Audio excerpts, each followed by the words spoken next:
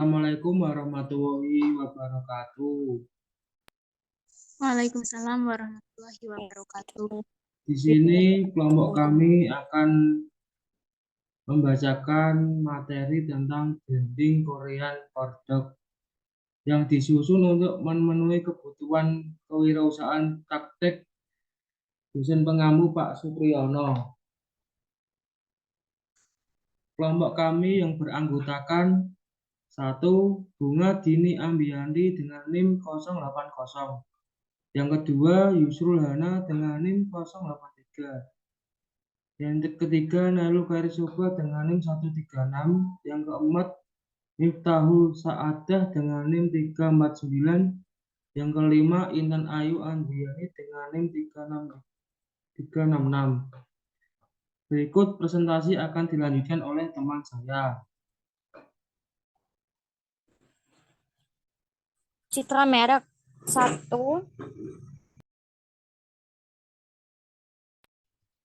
Citra merek satu atribut A, rasanya lezat. Korean Corn dikenal dengan rasa yang enak dan memuaskan. Atribut ini menjadi ciri khas yang sangat penting bagi merek Corn sehingga mereka harus selalu memperhatikan kualitas rasa produksinya untuk mempertahankan citra rasa yang positif. B. Unik dan berbeda, yaitu Korean Corn menggunakan adonan jagung untuk membungkus sosis yang menjadi ciri khas unik dan berbeda dari produk sosis goreng lainnya. Hal ini menjadi nilai tambah bagi merek kondok, sehingga mereka dapat membedakan diri dari pesaing dan menarik minat konsumen. C. Kualitas yang baik. Merek Korean Kondok menekankan pada kualitas produksinya dengan bahan-bahan pilihan dan proses produksi yang lain yang baik. D. Modern dan trendy. Korean Konduk juga menonjolkan gaya modern dan trendy dalam citra mereknya, terutama dengan desain kemasan yang menarik dan nuansa Korea yang segar. Hal ini menarik perhatian konsumen yang berorientasi pada tren dan gaya hidup modern. E. Harga terjangkau. Merek Korean Konduk menawarkan harga yang terjangkau sehingga produksinya dapat dijangkau oleh berbagai kalangan konsumen. Yang kedua ada manfaat. Dalam citra merek branding Korean Kondok, fungsional dan emosional atribut memiliki manfaat yang berbeda dalam memperkuat brand awareness dan meningkatkan kesetiaan konsumen. A. Fungsional atribut berkait dengan manfaat fungsional atau kegunaan produk. Pada kasus Korean Kondok fungsional atribut meliputi kualitas bahan baku yang digunakan, rasa yang enak dan menyenangkan, ketersediaan produk di toko-toko dan pusat pembelanjaan, harga yang terjangkau, serta kemasan produk yang praktis. Dengan memperhatikan fungsional atribut ini, Korean Kondok dapat menarik perhatian konsumen yang mencari makanan cepat saji yang enak dan praktis untuk dikonsumsi di tempat atau dibawa pulang. B. Emosional atribut berkaitan dengan kepuasan emosional yang diperoleh oleh konsumen atas saat mengonsumsi produk atau menggunakan layanan. Pada kasus Korean Kondok, emosional atribut melibatkan citra merek yang ceria dan kreatif. Nuansa Korea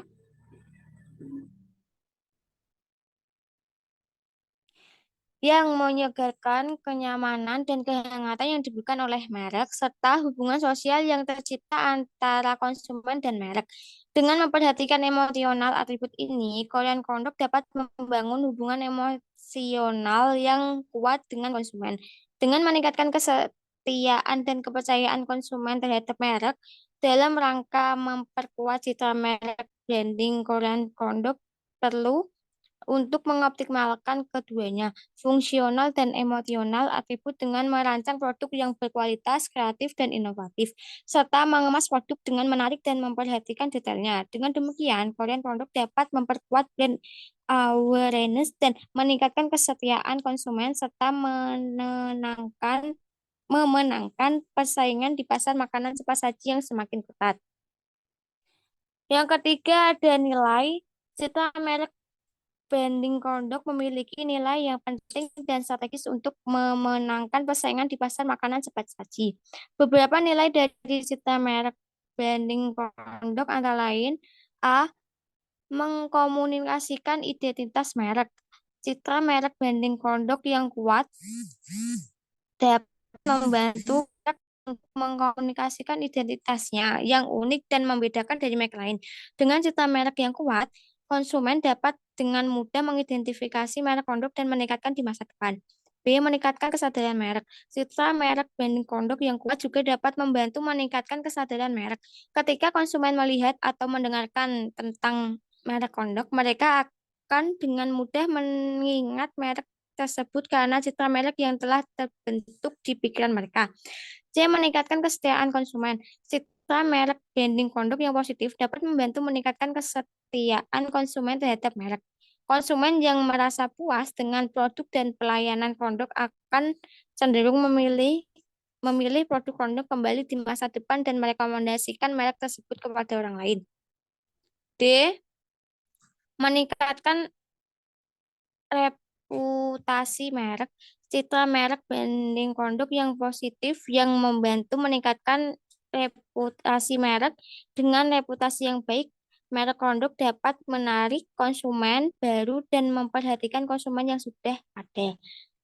E. Memperkuat keunggulan kompetitif. Cara merek branding produk yang kuat dapat membantu memperkuat keunggulan kompetitif merek dalam industri makanan cepat saji yang kompetitif. Citra merek yang kuat dapat membantu merek produk untuk bersaing dengan merek lain dan memenangkan persaingan di pasar. Selanjutnya, saya akan persilakan untuk Mbak Hana untuk melanjutkan presentasinya, membacakan presentasinya. Terima kasih, saya akan melanjutkan pemaparan materi dari Mbak Bunga. Dengan memahami nilai dari citra merek branding produk, maka merek dapat merancang strategi pemasaran yang efektif dan memaksimalkan potensi merek di pasar makanan cepat saji. Yang keempat yaitu kepribadian. Beberapa karakteristik atau kepribadian merek Korean Corndog yang dapat dilihat dari citra merek antara lain, yang pertama yaitu ada kreatif. Citra merek Korean Corndog menunjukkan sisi kreatif yang tinggi dengan produk yang inovatif dan unik. Hal ini juga tercermin dari tampilan visual merek yang ceria dan menyenangkan. Yang kedua yaitu ada inovatif. Produk Korean Corndog terlihat berbeda dari sosis goreng pada umumnya dengan penggunaan adonan jagung yang menarik perhatian. Hal ini menunjukkan kepribadian merek yang inovatif dan berani mengambil resiko. Yang ketiga, modern.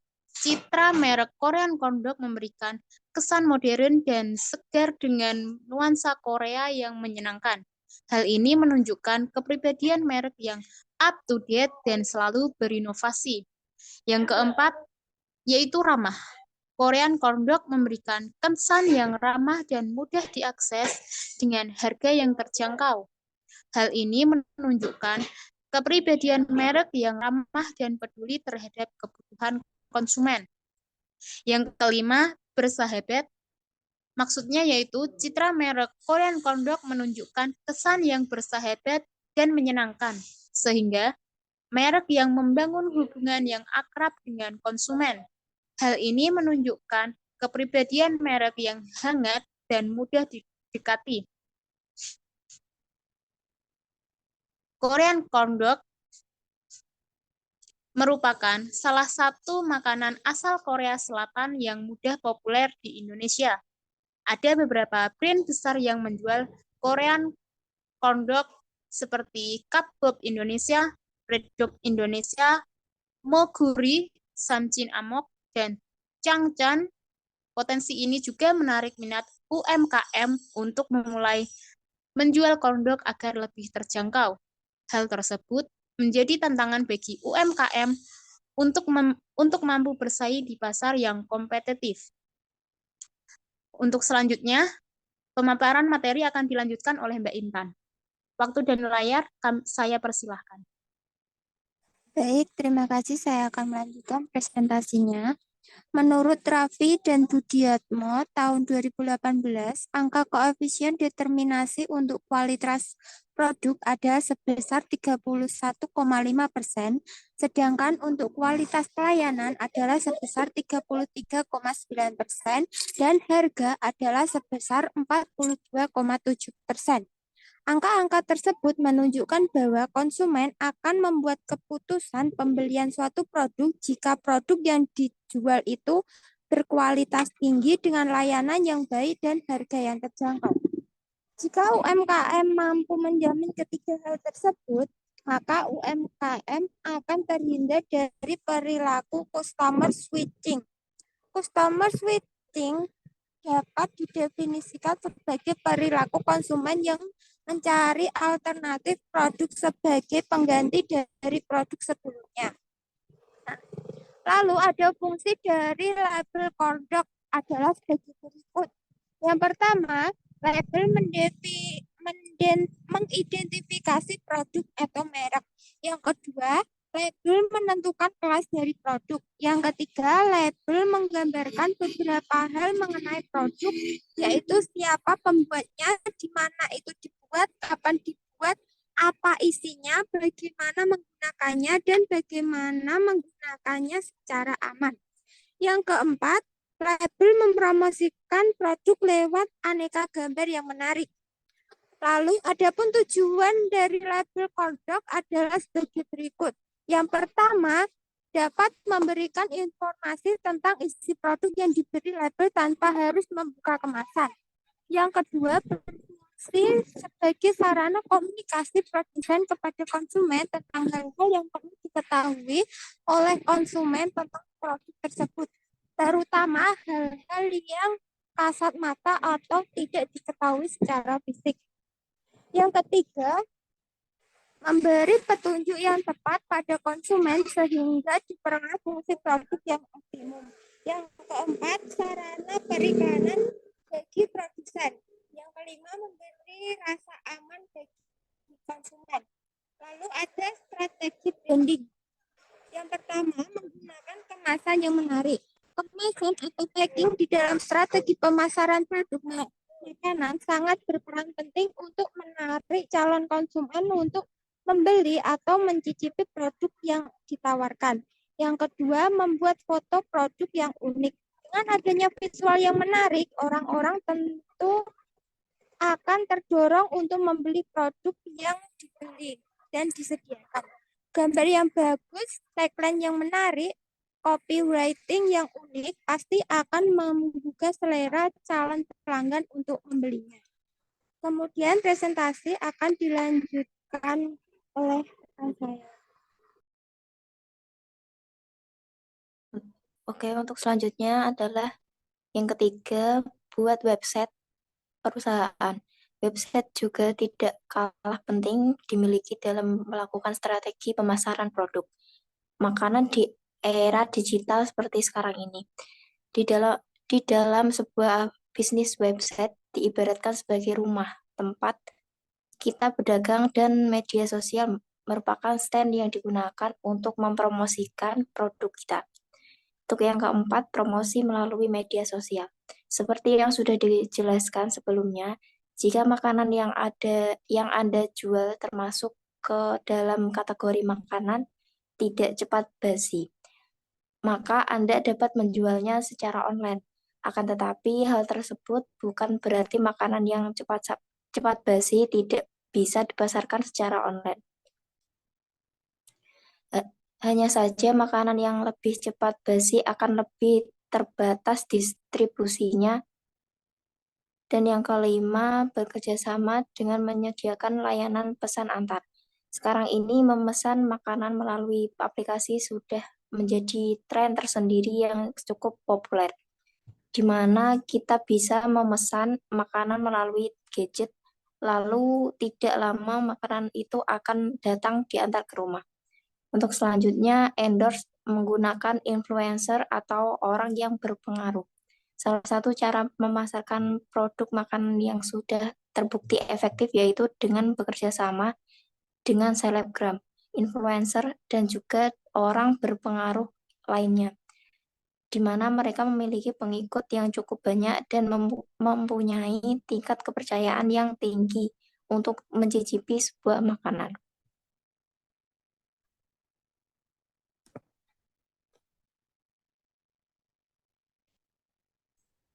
Berikutnya, merancang logo atau merek.